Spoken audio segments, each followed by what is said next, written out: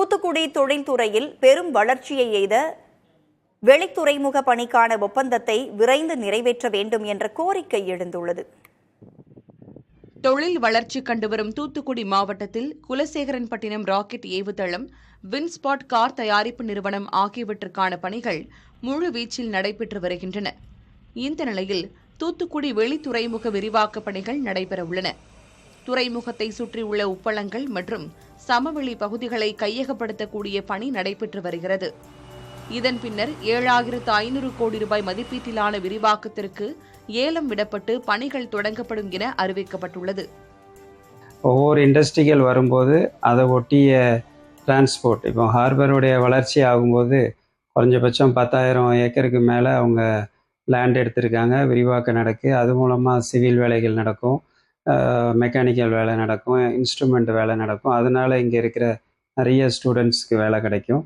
அதுபோக டிரான்ஸ்போர்ட் எடுத்துக்கிட்டோம்னா lorry driver, cleaner அல்லது மெக்கானிக்கு, இல்லை பஞ்சர் ஷாப்பு, இந்த மாதிரி நிறைய பேருக்கு வேலை கிடைக்கும். மார்ச் மாதம் வெளி துறைமுகத்திற்கான ஏலம் விட இருப்பதாக தகவல்கள் வெளியாகியுள்ளன. வரும் 2028ஆம் ஆண்டுக்குள் பணிகள் முழுமையாக நிறைவடைந்து வெளி துறைமுகம் செயல்பாட்டுக்கு வரும் என கூறப்படுகிறது.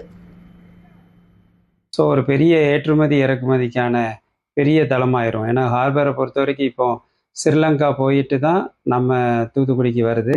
தூத்துக்குடியில் அவுட்டர் ஹார்பர் ஆரம்பிக்கிறதுக்கு அரசாங்கம் டெண்டர் விட்டுருக்காங்க.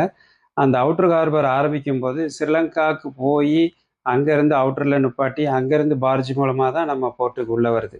இப்போ அங்கே கொஞ்சம் ஆழப்படுத்தின உள்ள அவுட்டருங்கும் போது உள்ளே இருக்கிற அதோடைய நிஜமான ஆழத்திலேயே பெரிய கப்பல்கள் அங்கே நின்று கண்டெய்னர் கன்வேயர் மூலமோ ஏதோ ஒரு பெரிய அளவில் இது ஒரு புரட்சி நடக்க போகுது. வின்ஸ்பாட் கார் கம்பெனி வரும்போது அவர்கள் தயாரிக்கக்கூடிய பேட்டரிகள் மற்றும் கார்களையும் இந்தியாவில் உள்ள மற்ற மாநிலங்களுக்கு கொண்டு செல்வதற்கு கடல் வாணிபம் மிகவும் உதவியாக இருக்கும். எனவே அடுத்த கட்ட பணிகளை விரைந்து நடத்தி வெளி துறைமுகத்தை செயல்பாட்டுக்கு கொண்டு வர வேண்டும் என தொழில் புரிவோர் அரசுக்கு வேண்டுகோள் விடுக்கின்றனர். புதிய தலைமுறைக்காக ஒளிப்பதிவாளர் மணிராஜுடன் செய்தியாளர் ராஜன்.